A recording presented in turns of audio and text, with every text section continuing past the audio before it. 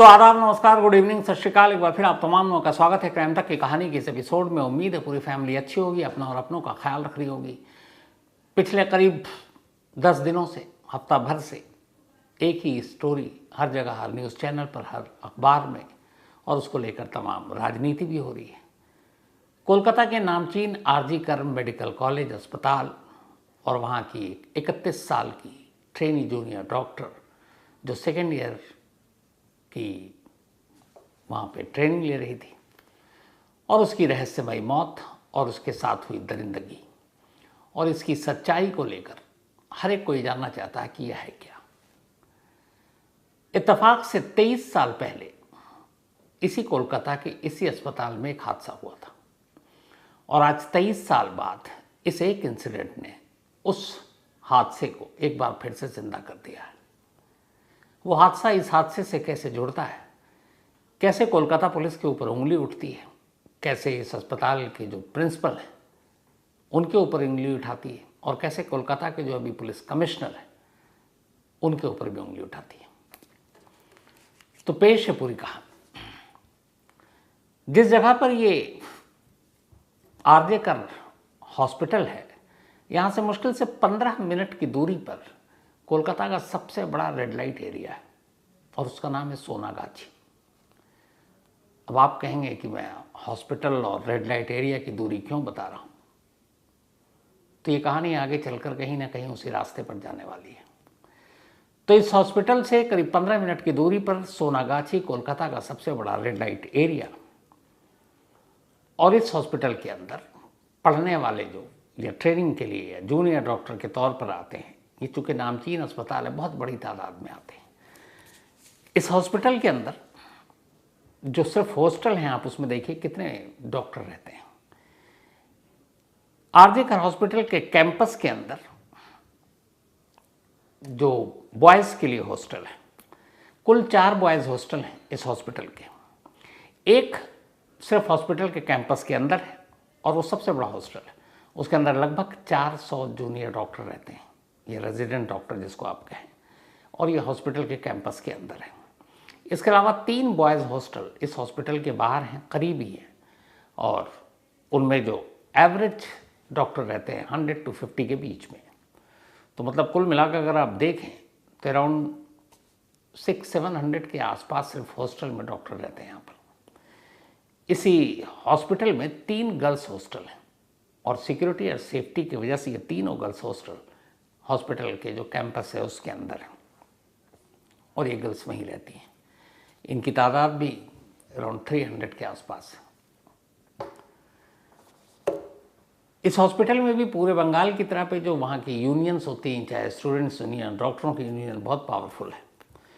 और अगर पिछले 20, 25, 30 सालों का इतिहास उठाकर देखेंगे आप, तो इस हॉस्पिटल में ज़्यादातर लेफ्ट पार्टी का दबदबा रहा। मतलब लेफ्ट की ही सरकार थी ममता बनर्जी से पहले, ज्योति बसु जी, उसके बाद बुद्धदेव भट्टाचार्य जी लंबे वक्त तक रहे। तो जिसकी सरकार होती है उसकी स्टूडेंट्स या इस तरह की यूनियन हमेशा पावरफुल होती है। तो यहाँ इस पूरे मामले में अब पॉलिटिक्स भी शामिल हो गई है, लगातार एक दूसरे पर इल्ज़ाम भी लग रहे हैं। और यहीं पे याद आया कि बिहार की एक ऐसी मर्डर मिस्ट्री थी, बिहार मर्डर मिस्ट्री, शिल्पी गौतम हत्याकांड। एक ऐसा हत्याकांड जिसमें उस वक्त के सीएम और उनकी फैमिली के मेंबर तक के नाम और उनके ऊपर शक की उंगलियां गई थी। शिल्पी गौतम हत्याकांड Bihar murder mystery Kuku FM के ऑडियो लर्निंग प्लेटफॉर्म पर मौजूद है, और ये पूरी कहानी डिटेल में आप वहाँ सुन सकते हैं। अब तक बहुत से लोग कुकू एफएम पर अपने पसंदीदा ऑडियो शो सुन चुके हैं और बहुत सारी नॉलेज गेन भी की, लेकिन अगर आपने अब तक कुकू एफएम के ऑडियो शोज़ नहीं सुना तो आपके लिए एक शानदार खबर है। आज मैं आपके लिए ख़ास ऑफ़र लेकर आया हूँ, 30 डेज़ फ्री ट्रायल। ये ऑफ़र आपके लिए एकदम मुफ्त। आपको बस कूपन कोड का इस्तेमाल करना है, और ये कूपन कोड है CMTK30। हम सभी स्क्रीन पर समय बर्बाद करते हैं और बाद में पछताते हैं, इसे हम डूम स्क्रॉलिंग कहते हैं। इसके बजाय कुकू एफएम का 30 दिन का फ्री ट्रायल आपके लिए एक बेहतरीन मौका है। इस दौरान आप अपने करियर, फाइनेंशियल गाइडेंस, नॉलेज को इम्प्रूव कर सकते हैं। इस 30 डेज फ्री ट्रायल में आप कुकू एफएम के 5000 प्लस शोज़ में से किसी भी शो को सुन सकते हैं, वो भी बिल्कुल मुफ्त। तो बिना देर किए अभी कुकू एफएम को डाउनलोड करें और कूपन कोड CMTK30 का इस्तेमाल करके इस ऑफर को अवेल करें। अपने दोस्तों और परिवारों को भी शानदार ऑफर के बारे में ज़रूर बताएं। याद रखें, after 30 days subscription plan will be activated. पिछले कुछ सालों से इस आरजेकर हॉस्पिटल में इलेक्शन नहीं हुआ डॉक्टर्स को, और लेकिन जो दबदबा है, चूँकि वहाँ पे टीएमसी की हुकूमत है, तृणमूल कांग्रेस, ममता बनर्जी इसकी नेता, मुख्यमंत्री भी हैं, तो इस हॉस्पिटल में उन्हीं का दबदबा है। मतलब टीएमसी के स्टूडेंट्स विंग से जो लोग जुड़े हुए हैं, समझे बहुत पावरफुल और ताकतवर हैं, और इस वक्त उन्हीं का दबदबा इस अस्पताल में है। तो ये तो रही इस अस्पताल की बात। अब इस जूनियर डॉक्टर की मौत को लेके जो मेडिकल रिपोर्ट और पोस्टमार्टम रिपोर्ट उस दिन आई, मैंने आपको बताया था, हालांकि उसमें कई लोगों ने टोका भी मुझे, सॉरी, वो 151 ग्राम बार बार बोल रहा था, वो असल में mg है, मिलीग्राम, क्योंकि लिक्विड को हमेशा आप मिलीग्राम के हिसाब से नापते हैं, ना कि ग्राम के हिसाब से। Thank you so much.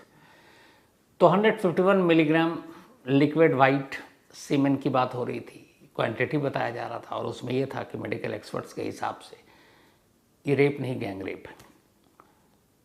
और उसके बाद जिस तरीके से ये मामला सीबीआई को दिया गया, हॉस्पिटल में तोड़ फोड़, सेमिनार रूम के पास से सबूतों को से आप छेड़छाड़ के इल्ज़ाम, तो उन सारी चीज़ों ने शक सवाल पैदा किए थे। और इन सारे शक सवाल के बीच में इससे भी कहीं एक पुराना केस था, जो लोगों को याद आ गया कि इस बार कहीं वही हशर ना हो, एक बड़े रैकेट को छुपाने के लिए।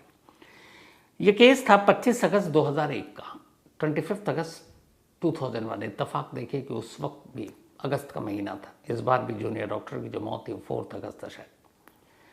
25 अगस्त 2001 एक स्टूडेंट इसी हॉस्पिटल के ललित मेमोरियल हॉस्टल में रहता था, जो कैंपस के बाहर था। जो 3 हॉस्टल मैंने बॉयज़ बताए, उनमें से एक हॉस्टल, और उसी में वो रहा करता था। फर्स्ट फ्लोर पे उसका कमरा था। नाम सौमित्र विश्वास। सौमित्र विश्वास 4th ईयर का स्टूडेंट था इसी आरजीकर मेडिकल कॉलेज में। 25 अगस्त 2001 को इसी ललित मेमोरियल हॉस्टल के उसके रूम में सीलिंग फैन के साथ उसकी लाश पंखे से झूलती हुई मिली। गले में एक नायलॉन की रस्सी थी, लेकिन जो रस्सी थी, पहला शक उसी ने उठाया था, वो ये कि उस रस्सी की साइज़ बड़ी छोटी थी। मतलब आदमी कई बार सुसाइड में, मैंने कई भी बार बताया आपको, पैर चाहे बेड से टच कर रहा हो, चेयर पे हो, आप बैठे हो, आप लेटे हो, तो भी सुसाइड किया जा सकता है। लेकिन यहाँ इसलिए सवाल उठा था कि जो नेक पे रस्सी का फंदा था और जो पंखे पे वो फंदा था, वो इतना छोटा था कि एक अकेला आदमी जो खुद मरने जा रहा हो, वो इतनी छोटी रस्सी को पहले अपने गले में डाल ले और फिर पंखे पे लगाए, वो पॉसिबल नहीं था, क्योंकि गैप कम था उसके गले से लेकर, गर्दन से लेकर उस फैन के बीच में, और उस नायलॉन की रस्सी को, वो हिस्सा छोटा था। तो बड़ा मुश्किल काम था कि इतनी छोटी रस्सी के साथ आप कशमकश करके दोनों जगह गांठ लगाएं। आप कोई भी चीज़ बांधते हैं, अगर रस्सी छोटी होती तो नहीं बनती है, वही था। तो जो भी चश्मदीद थे, उन्होंने देखा, उन्होंने कहा ये कैसी खुदकुशी है। खैर, उसके बाद मामला कोलकाता पुलिस को सौंपा गया, और कोलकाता पुलिस ने उसकी जांच की, और कोलकाता पुलिस ने कुछ ही दिन के अंदर अपनी रिपोर्ट दी और कहा कोई फॉल प्ले नहीं है, डॉक्टर सौमित्र विश्वास ने खुदकुशी की है। ये कहकर क्लोजर रिपोर्ट लगा दी कोलकाता पुलिस ने। अब जो सौमित्र विश्वास के माँ बाप थे, वो इस बात को मानने को तैयार नहीं। वो बार बार वेस्ट बंगाल की सरकार के पास पहुँचे, कमिश्नर के पास पहुँचे कि मेरे बेटे ने खुदकुशी नहीं की है, बल्कि एक मर्डर है, और इसके पीछे एक बहुत बड़ा रैकेट है, और वो रैकेट है पोर्नोग्राफी का रैकेट, अश्लील फिल्मों का धंधा, जिसके साथ ही आरजेकर हॉस्पिटल जुड़ा हुआ है। बाकायदा उनकी माँ ने ये एलिगेशन 2001 में लगाया था, आज से 23 साल पहले। लेकिन किसी ने सुना नहीं। कोलकाता पुलिस ने कहा हमने जांच कर ली, इसमें कोई ऐसा है ही नहीं, मामला एकदम सपाट है, आपके बेटे ने खुदकुशी की है, इसलिए कोई जांच आगे जारी करने का मतलब नहीं है। पेरेंट्स हारे नहीं, वो पहुंच गए सीधे कोलकाता हाई कोर्ट, और उन्होंने कोलकाता हाई कोर्ट में एक अर्जी लगाई और दलील दी कि कोलकाता पुलिस ने हमारे बेटे की मौत की जांच ढंग से नहीं की है, और कुछ लोगों को बचाया जा रहा है, और एक बड़ा रैकेट है जिसको छुपाया जा रहा है, और मेरा बेटा उसी की भेंट चढ़ गया। तो इस मामले की जांच सीबीआई को सौंपी जाए, सेम अभी जो सीबीआई को सौंपी गई। कोलकाता हाईकोर्ट ने उनकी अर्जी सुनी, अर्जी सुनने के बाद हाईकोर्ट ने एक फैसला दिया। उन्होंने कहा कि सीबीआई को तो नहीं, लेकिन हम सीआईडी को कोलकाता की ये केस सौंपते हैं और कोलकाता सीआईडी इस मामले की जांच करेगी। अब मामला सीआईडी को सौंपा गया। करीब 3 साल हो गए थे। 2001 की बात है, ये 2003-4 की बात आ गई। अब इतने वक्त भी बीते थे, सबूत तो सारी चीज़ों के साथ खिलवाड़ भी हुई, लेकिन फिर भी कोलकाता सीआईडी ने बड़ी ईमानदारी से अपनी जांच शुरू की। हॉस्पिटल के स्टाफ, बाकी लोगों से पूछताछ की, स्टूडेंट्स यूनियन से पूछताछ की। तो वो यूनियन जो उसमें बहुत सारे वहाँ पे एसएफआई, जैसे मैंने बताया, सारे लेफ्ट जो जितने भी हैं लेफ्ट स्टूडेंट्स यूनियन, वो सारे थे। लेकिन जिन जिन पे डाउट था वो पावरफुल थे, उस वक्त सत्ता में थे, उनसे पूछताछ ही नहीं, मौका ही नहीं मिला। और सीआईडी ने बाकायदा कहा अपनी रिपोर्ट में कि हमें हॉस्पिटल और हॉस्पिटल के डॉक्टरों ने इन्वेस्टिगेशन में सपोर्ट नहीं किया। लेकिन उसके बाद सीआईडी ने अपनी जांच की और अचानक एक लड़की को अरेस्ट किया, और उस लड़की को ये कहकर अरेस्ट किया कि इस हॉस्पिटल में कुछ ऐसा धंधा चल रहा था। लेकिन पुख्ता सबूत नहीं, क्योंकि हॉस्पिटल में सपोर्ट नहीं किया, डॉक्टरों ने सपोर्ट नहीं किया, कोई आगे आया नहीं। और धीरे धीरे धीरे आज 23 साल हो गए। सौमित्र विश्वास ने खुदकुशी की थी या उसका कत्ल हुआ था, आज भी ये पहली है। लेकिन 23 साल बाद ये केस जिंदा क्यों हुआ, उसके खौलते हुए सच अब आपको बताता हूँ। जब सीआईडी ने अपनी जांच की, उसके बाद लोगों से पूछताछ हुई। पेरेंट्स पहले ही बता चुके थे। उन्होंने कहा कि उनके बेटे ने बताया था, सौमित्र विश्वास ने, अपने घर वालों को कि हमारे कॉलेज में, हॉस्पिटल में सब कुछ ठीक नहीं चल रहा है, यहाँ पे कुछ गलत काम हो रहा है। और उसकी माँ ने बाकायदा जो कोलकाता हाईकोर्ट में अर्जी दी थी, उसमें लिखा था, उन्होंने कहा था कि सौमित्र की मौत में एक तो ये खुदकुशी नहीं है, कत्ल है, अस्पताल के ही डॉक्टरों का हाथ है, और इसमें उसके कुछ तथाकथित दोस्त भी हैं, और उन्होंने इसको मारा और सुसाइड का रंग दिया गया। अब क्यों, रीज़न या मोटिव कोई भी पूछेगा कि भैया क्यों मारा, तो उसमें ये था कि इस अस्पताल में एक पोर्नोग्राफी का पूरा रैकेट चलता है, और बाकायदा इस अस्पताल के कई हॉस्टल के कमरे में, यहाँ तक कि जिस सेमिनार हॉल में इस जूनियर डॉक्टर की लाश मिली है, उस सेमिनार हॉल का भी जिक्र है उस कंप्लेंट में, कि कुछ हॉस्पिटल के रूम, एक रूम नंबर तो बाकायदा रूम नंबर 15 फर्स्ट फ्लोर, इसी ललित मेमोरियल हॉस्टल का नाम भी दिया गया था, कि यहाँ पे शूट किया जाता है अश्लील फिल्मों को। और बाकायदा उस कमरे में जब पुलिस की टीम पहुंची थी सीआईडी की बाद में, उसके बाद भी हिम्मत मतलब इतना बढ़ा था कि किसी ने हटाया नहीं। रूम नंबर 15 इसी हॉस्टल के, ललित मेमोरियल हॉस्टल के, उसके कमरे में जब सीआईडी की टीम पहुंची थी, तो वहाँ एक ट्राइपॉड रखा हुआ मिला था। ट्राइपॉड आप जानते हैं, जो कैमरामैन हमारे मीडिया में शूट करते हैं, जो विनोद शिकारपुरी जैसे अभी शूट कर रहे हैं, उन्होंने ट्राइपॉड पे कैमरा रख दिया और वो पीछे कुर्सी पे बैठे हुए हैं। तो ट्राइपॉड पे आप कैमरा रखते हैं, उसका आराम से आप फ्रेम फिक्स हो जाता है, हिलता डुलता है, तस्वीरें नहीं हिलेंगी और आप कर सकते हैं।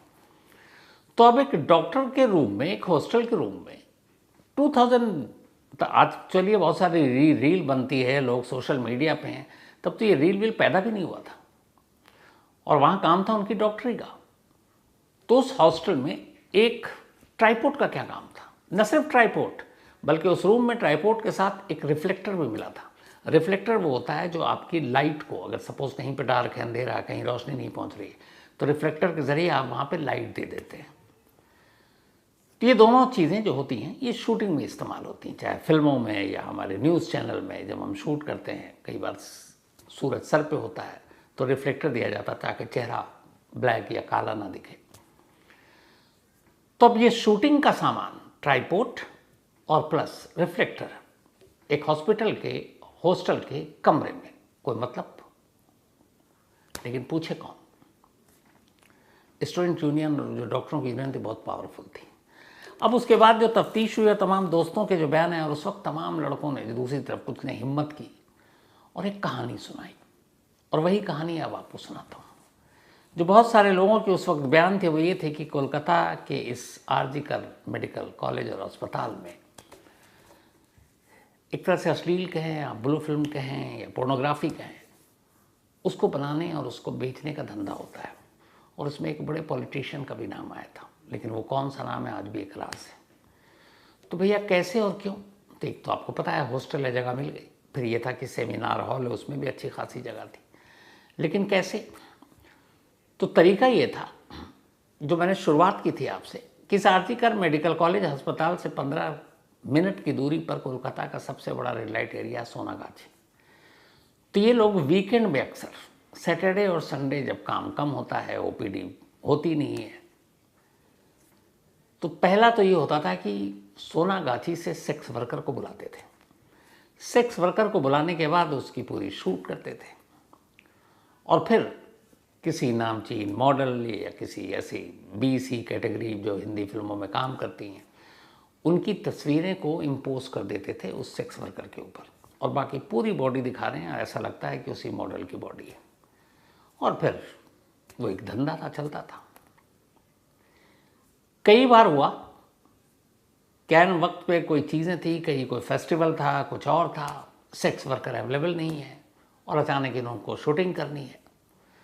तो ये तक कहा गया, आप सुनकर बेचैन हैरान पता नहीं क्या होंगे, कि आरजीकर हॉस्पिटल का चूँकि अपनी मॉर्चरी है, अपना मुर्दा घर है, और तमाम ये जूनियर डॉक्टर हैं, इनको ट्रेनिंग मिलती है, इनको पोस्टमार्टम, बॉडी के ऑर्गन, सारी चीज़ों की हर हॉस्पिटल में ट्रेनिंग दी जाती है।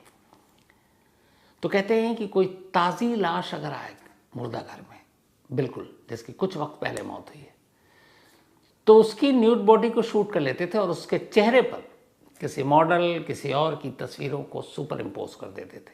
और यहाँ तक कि कई बार उन्हीं में से कुछ जूनियर डॉक्टर जो फीमेल थी, उनकी तस्वीरों को भी उस पर सुपर इम्पोज कर देते थे।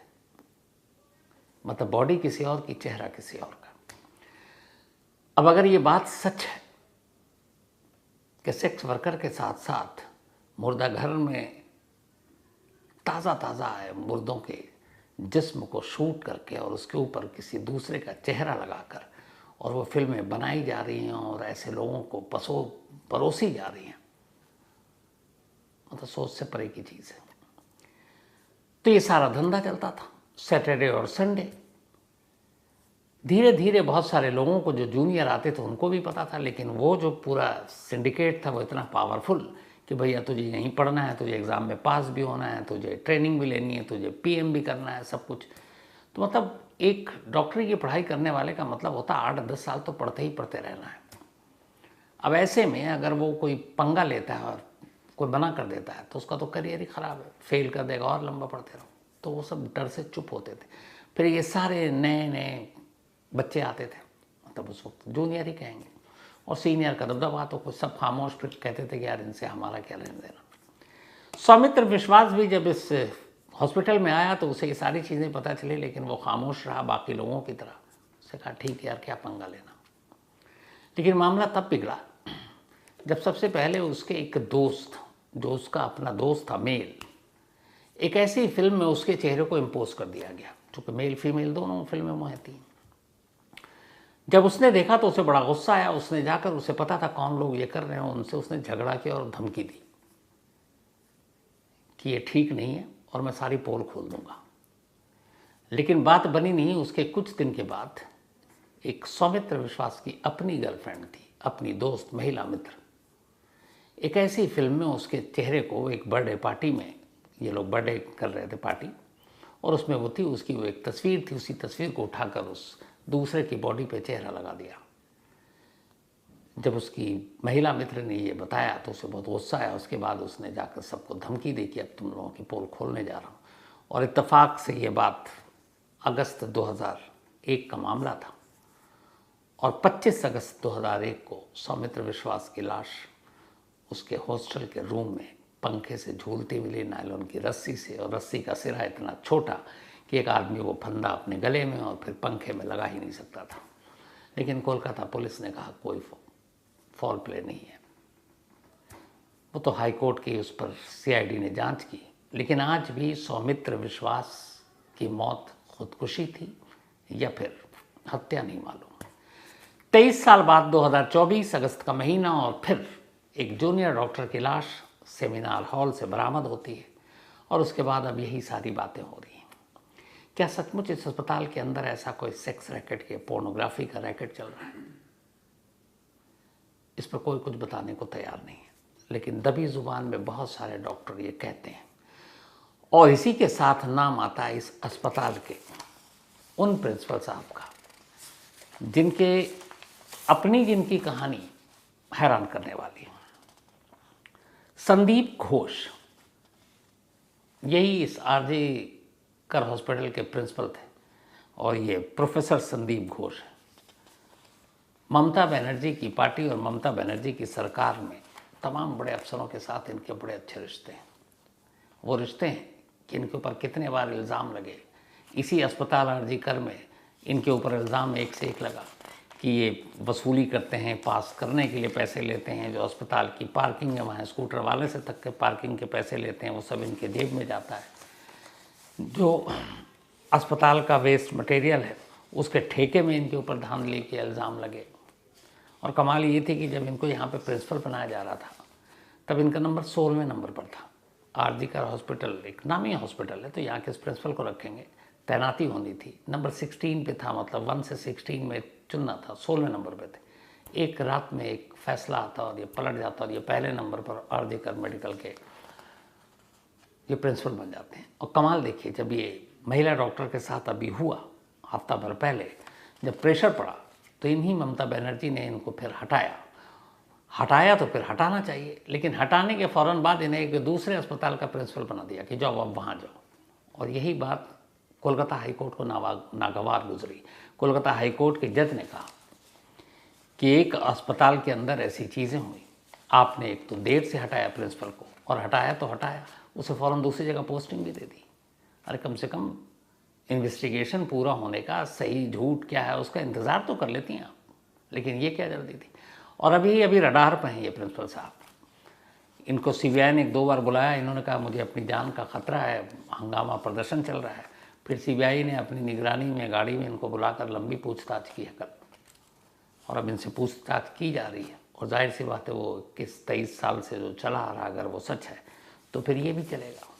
तो एक कैरेक्टर तो ये जिनकी वजह से ये सब कुछ चल रहा है इन्हीं हॉस्पिटल, और दूसरे कैरेक्टर हैं विनीत गोयल। विनीत गोयल इस वक्त कलकत्ता के कमिश्नर ऑफ पुलिस हैं। जब ये आईजी सीआईडी हुआ करते थे तब भी ऐसे कुछ केस आए थे और कहते हैं कि उसको पूरा हशप कर दिया था। ये मैं नहीं कह रहा हूँ, वो वीडियो आपको दिखा नहीं सकता, कोलकाता हाईकोर्ट का सोशल मीडिया पर देखिएगा। जब ये मामला सीबीआई को सौंपने की मांग की गई और सरकार की तरफ से कहा जा रहा था कि नहीं, हमने 7 दिन की मोहलत दे दी, 7 दिन में केस सॉल्व कर देंगे, तब जो सरकारी वकील थे उन्होंने, मतलब दूसरी पार्टी के, उन्होंने कहा था कि ना, इन कमिश्नर साहब के रहते हुए तो ये केस का वही अंजाम होगा कि जो पहले भी हो चुका है, और उन्होंने कुछ केस का हवाला भी दिया। तो ये विनीत गोयल उनमें से एक हैं जो केस को गुमराह करने और केस को बर्बाद करने में माहिर माने जाते हैं। हालांकि आईआईटी खड़गपुर के अच्छे खासे पढ़े हुए हैं, लेकिन और सरकार के ख़ास हैं, लेकिन इनका भी इतिहास उन्हीं प्रिंसिपल साहब की तरह है। और यही वजह है कि जब ये 2 बड़े लोग होंगे तो फिर जांच सही होगी, कौन यकीन करेगा। और इसीलिए कोलकाता पुलिस की जगह पर कोलकाता हाईकोर्ट ने फिर सीबीआई को मामले की जांच दे दी। हालांकि सीबीआई से मेरी दूसरी शिकायत है, वो ये है कि कहीं जो पिछला इतिहास है वैसा न करें आप, इस केस का हश्र, जो सच्चाई है वो सामने लाएं। लेकिन इस पूरे मामले में जिस तरीके से पूरा मामला अब जा रहा है, हो सकता है कि अगर इसमें कुछ चौंकाने वाले राज और सच्चाई सामने आए तो उसके लिए तैयार रहिएगा। बहुत मुमकिन है कि ये सिर्फ एक आम मर्डर या एक आम रेप तक ही ना सीमित हो, इससे आगे भी कुछ हो सकता है कुछ बड़े चेहरे बेनकाब हो सकता है इन्हीं डॉक्टरों में से कुछ चेहरे आपको सामने देखने को मिले। ये सब कुछ चूँकि अभी जांच चल रही है, पुख्ता तौर पर मैं बता नहीं सकता, क्योंकि जितनी मेरी बात हुई उतना ही आपको क्लियर कर सकता हूँ। लेकिन जो मुझे मेरे सोर्स ने कहा है कि इसमें कुछ कहानियाँ निकल कर आ सकती हैं, तो जैसे ही वो कहानी निकल कर आएगी पुख्ता, क्योंकि एक क्राइम रिपोर्टर का ये फ़र्ज़ भी बनता है कि आधी अधूरी जानकारी के साथ आपको पूरी कहानी ना सुनाऊं, तो मैं इंतज़ार कर रहा हूँ अपने सोर्स का, जिन्होंने कहा है कि इसमें कुछ चौंकाने वाली चीज़, यही लाइन है कि इसमें कुछ चौंकाने वाली चीज़ आ सकती है। अब वो क्या है, वो भी अपनी ड्यूटी से बंधे हुए बताया नहीं, मैंने भी फोर्स नहीं किया। लेकिन मुझे लगता है कि इस मर्डर को साइड भी रखूं, इसकी इन्वेस्टिगेशन को, तो इस हॉस्पिटल के अंदर बहुत सारी चीज़ें हैं जो सच बाहर आना चाहिए। और ये तभी आएगा जब सारे ये पॉलिटिकल और राजनीति और ये स्टूडेंट्स डॉक्टर यूनियन ये सब एक तरफ हों और सिर्फ सच्चाई एक तरफ हो, और उस सच्चाई को सच्चाई के साथ सामने लाया जाए, तभी ये मामला सामने आएगा। तो ये थी आज की कहानी। लेकिन कहानी ख़त्म करूं उससे पहले वही अपना सिलसिला। आज डॉक्टर सृष्टि बिलैया, इनका बर्थडे है, तो happy birthday doctor Srishti ji. इत्तेफाक से डॉक्टरों की कहानी चल रही थी। और डॉक्टर विनय कुमार गौतम जी ने ये भेजा है। इसके अलावा सौरभ मिश्रा, इनका भी आज जन्मदिन, तो हैप्पी बर्थडे सौरभ साहब। और सौरभ भाई, अगर आप मेरा मैसेज पढ़ रहे होंगे तो पक्का आपसे एक बार मुलाकात करना चाहूँगा। और अगर आप कभी नोएडा की तरफ आएँ और छुट्टी पे हों, क्योंकि मुझे मालूम है, तो आप ज़रूर बताइएगा, या कभी और कहीं दिल्ली के आसपास हों तो भी बताइएगा।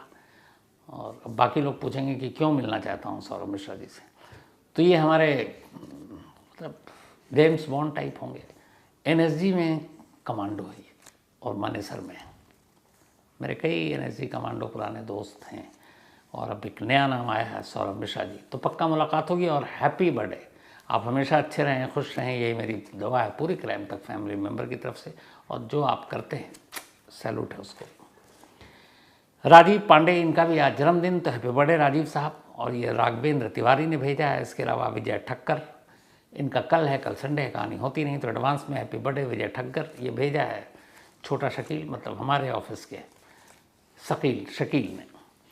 तृप्ति प्रिया समल, इनका भी बर्थडे है, तो हैप्पी बर्थडे तृप्ति। और ये रानी समल एंड तुषार रंजन समल की बिटिया हैं, तो बहुत बहुत जन्मदिन की बधाई।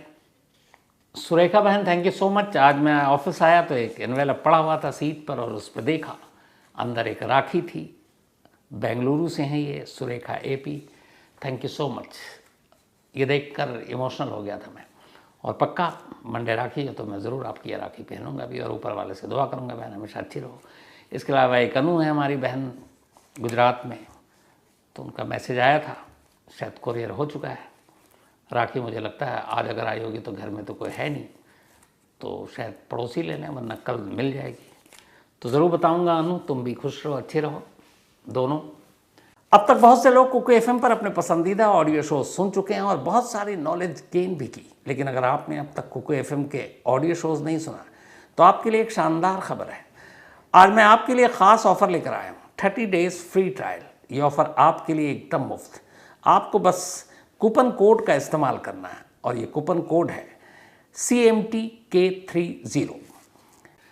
तो कहानी में आज इतना ही। अब आपसे मुलाकात होगी कल रात आज तक पर 11 बजे क्राइम कहानी विद शम्स में, और वैसे क्राइम कहानियाँ में मंडे रात 9 बजे नई कहानी के साथ। तब तक अपना और अपनों का ख्याल रखिएगा। Thank you very much.